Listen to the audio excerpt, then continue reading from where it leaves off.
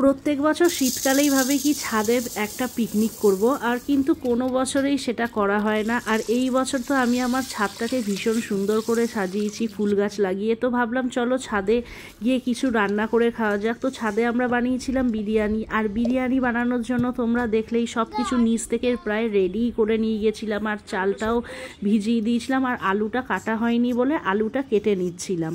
আর ওইদিকে ছেলেকেও পাশে বসিয়ে দিয়েছিলাম, টুকটাক করে আমাকে হেল্প করে দিচ্ছিল। আর ওকে বলেছিলাম দুপুরবেলায় তো খাওয়া হয়ে গেছে, চল একটুখানি লেবু খেয়ে নে। আর তারপর ছেলের আবার গাছে জল দিতে চলে গেল, কেন কি ওই গাছগুলোকে বেশিরভাগ যত্ন আমার ছেলেই করে।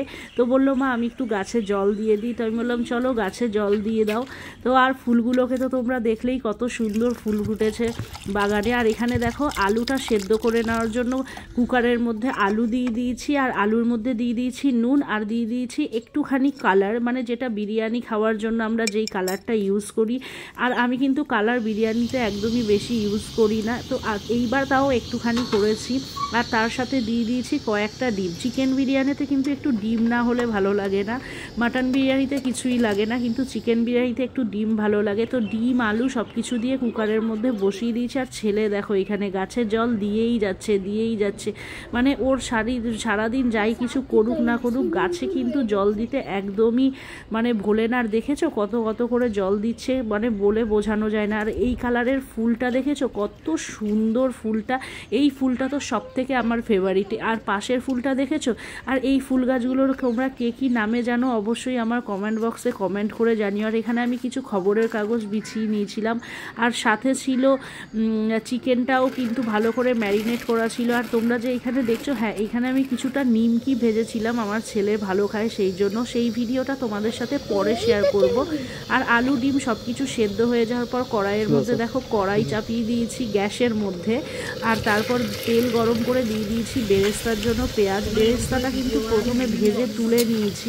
অনেককে দেখেছি বিরিয়ানি করার সময় বেরেস্তা ভেজে সেই বেরেস্তার পেঁয়াজটা চিকেনের সাথে ম্যারিনেট করে তারপর বিরিয়ানিটা বানায়, মানে চিকেনটা রেডি করে। আমি ওরকমভাবে একবারই করেছিলাম, খুব ভালো হয়েছিল, কিন্তু বেশিরভাগ টাইম এরকম আমি পেঁয়াজটা ভেজে তুলে নিই। আর তারপর তেলের মধ্যে ওই গরম তেলটার মধ্যে চিকেনগুলো দিয়ে দিই। আগে আমিও পুরো ম্যারিনেট করে দইয়ের সাথে করতাম, কিন্তু পরে দেখলাম না, চিকেনটাকেও যদি একটু লাল লাল করে ফ্রাই করে নেওয়া যায় তাহলে কিন্তু বিরিয়ানিটা হওয়ার পরে কিন্তু চিকেনগুলো ভীষণ জুসি হয় আর লাল লাল কালার হয়, যেটা কিন্তু কষিয়ে করলে সেই কালারটা কিন্তু হয় না, একটু সাদা সাদা ভাব থাকে।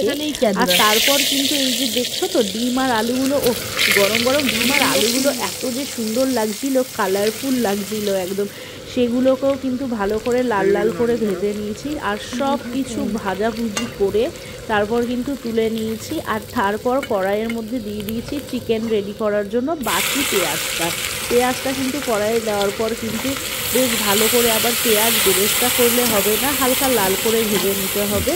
আর লাল লাল হয়ে যাওয়ার পর তারপর দিয়ে দিয়েছি মশলাটা তো আমি মিক্সিতে নিচ থেকেই রেডি করে নিয়েছিলাম, ছাদে তো আর ইলেকট্রিক কানেকশানটা নেই, আর অত দূর কানেকশান যাবে না, সেজন্য নিচ থেকে কিন্তু এমনি যে বিরিয়ানির চিকেনের মশলা থাকে সেগুলোই, আদা রসুন লঙ্কা অ্যাজ ইউজুয়াল, তো সেটাকেও ভালো করে কষিয়ে নিয়েছি।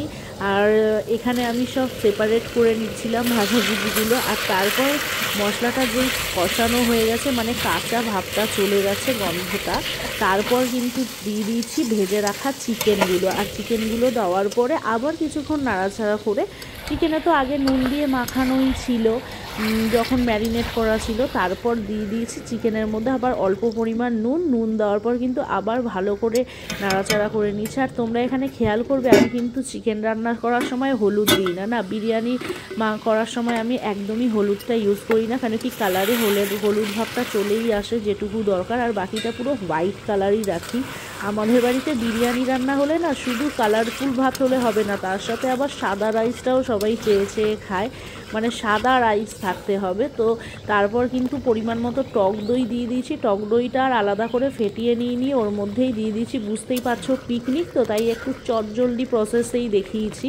আর তারপর দিয়ে দিয়েছি একটুখানি কেওড়া জল, আর দিয়ে দিয়েছি মশলা। তারপর আবার কিছুক্ষণ টাইম একটু নাড়াচাড়া করে গ্যাস মিডিয়াম আঁচে করে রেখে দিয়েছিলাম। এখন দেখো চিকেনটা পুরো রেডি। আর এখানে যেই জলটা ঝরিয়ে নিচ্ছিলাম চালের থেকে, চালটা তো আমি অনেকক্ষণ আগে আগে ভিজিয়ে রেখেছিলাম। বিরিয়ানি রান্না করার সময় সবার ফার্স্টে চাল ভিজানো দিয়েই শুরু হয়, আমার মনে হয় সবার বাড়িতেই চাল ভিজানোটাই আগে হয়। আর এখানে দেখো হাঁড়ির মধ্যে জলে আমি সমস্ত রকম গোটা গরম মশলা যেগুলো হয় বিরিয়ানির সেগুলো দিয়ে দিয়েছি। আর নুনটা কিন্তু আমি যখনই বিরিয়ানি করি নুনটা কিন্তু পুরো বিরিয়ানিটা যতটা দরকার ওই জলের মধ্যেই দিয়ে দিই। তাহলে কি হয় জানো, জলটা যখন চালের সাথে ফোটে ভাতের পুরো ভেতর ভেতর অবধি নুনটা হয়ে যায়, যেটা কিন্তু তুমি যদি আলাদাভাবে নুন অ্যাড করো কোথাও নুন বেশি কম হওয়ার ভাতের চান্স থাকে, এরকম প্রসেসে করলে কিন্তু একদমই চান্স থাকবে না। আর তারপর হাঁড়ির মধ্যে ঘি ঢেলে একটু গ্যাস জ্বালিয়ে একটু একদম লিকুইড করে নিচ্ছিলাম যাতে হাঁড়ির সমস্ত জায়গায় তেল মানে ঘিটা লেগে যায় আর ভাত একদম তলায় না লাগে। আর তারপর দিয়ে দিয়েছিলাম, অল্প বিরিয়ানি ছিল আর বুঝতেই পারছো কি আমরা 3 জন খাওয়ার জন্যই আমি বিরিয়ানি রেঁধেছিলাম। তারপরেও জানো তো এই বিরিয়ানির থেকে সায়নের 2টো বন্ধুরও ভাগ হয়ে যায়। আমরা যখন পিকনিক করছিলাম 3 জন মিলে শ্যুট করছিলাম তখন 2 জন আমাদের বাড়িতে চলে এসেছিল। এবার তোমরা বলো কি বন্ধুরা চলে এসছে, তারা সামনে বসে দেখেছে কি আমরা ভালো কিছু রান্না করছি, তাদের না দিয়ে কি আর খাওয়া যায়? ওদের 2 জনেরও কিন্তু এর মধ্যে থেকে হয়ে গেছিল। আর তারপর লেয়ারিং তৈরি করে নিয়েছি, ঘিয়ের ওপর চাল দিয়ে দিলাম আর তারপর আলু, কষানো মাংস, ডিম। এটাই আমি 2টো পার্টে করেছি যেহেতু অল্প ছিল। এটা 2টো পার্টে মানে প্রথমে দিয়ে দিয়েছি চাল, তারপর দিয়ে দিয়েছি সমস্ত আলু, ডিম সব কিছু দিয়ে দিয়েছি, মশলা দিয়ে দিয়েছি আর তারপর আবার বাকি রাইসটা ওর ওপরে দিয়ে তারপর তো মানে যা কিছু কালার, কেওড়া জল, গোলাপ জল, বিরিয়ানির সেন্ট সব কিছু দিয়ে তারপর ওপর দিয়ে বেরেস্তা ছড়িয়ে কিন্তু দমে বসিয়ে দিয়েছিলাম। আর সত্যি এই বিরিয়ানিটা যখন রান্না করছিলাম আমাদের একটি বন্ধুও বলে বলে ব্লগিং করছিল, বলছে দেখি একটু চেষ্টা করে দেখি বলে বলে বলা, খুব মজা হচ্ছিল জানো তো। যতই 2 জন মিলে ওপরে ছাদে পিকনিক করি, একটু বন্ধু বান্ধব না থাকলে কি আর পিকনিক লাগে? ভালোই হয়েছিল, ওরা চলেছিল। ও জানো তো একদম আসতে চাইছিল না, দিয়ে সায়ন না বলে বলছে ছাদে আয় বলে বলে তারপর চলে এসছে। হয়তো যদি জানতো কি আমরা পিকনিক করছি তাহলে হয়তো আসতোই না। আর বন্ধুর নামটা নয় নাই বললাম, বন্ধু নামেই জানো। আর তারপর কিন্তু দেখো গ্যাসের ওভেনে বসিয়ে দিয়েছি একটা জল গরম, আর জল গরমের ওপরে কিন্তু হাঁড়িটা বসিয়েছি। এই দেখো খুলে গেছে একদম গরম গরম দম বিরিয়ানি। তো আমরা তো বিরিয়ানিটা হওয়ার পরেই সবাই মিলে একটু একটু করে খেয়েছি, কেন কি বিরিয়ানি যেদিন করেছিলাম না সেদিন অনেকটা মানে সকালবেলা ব্রেকফাস্টটা স্কিপ করেছিলাম আর 12:30 1টার দিকে দুপুরের খাবারটা খেয়ে নিয়েছিলাম। আর তারপরে কিন্তু বিরিয়ানিটা রেডি হতে হতে কি জানি না আমাদের 3 জনেরই হয়তো বিরিয়ানির সেন্টে ভীষণ গন্ধ বেরিয়ে গিয়েছিল। আর সায়ন দেখো যখনই আমি কিছু রান্না করি এরকম করে খালি ভিডিও করে। আর আমি বলছিলাম হ্যাঁ গো আমাকে কত নাম্বার দেবে, বলছে তখন ছেলে পাশ থেকে বলছে কি মা তোমাকে 100-এ 100 দেওয়া যায়। আবার ছেলের বাবা বলছে ওহ বাবু তুমি একদম আমার মুখের কথাটা বলে দেখছো আলুগুলো কত জুসি, খুব সুন্দর, ভীষণ সুন্দর হয়েছিল। আর বাড়িতে কিন্তু তোমরা অবশ্যই এরকম বানিয়ে ট্রাই করবে, আশা করি দোকানের থেকেও ভালো লাগবে।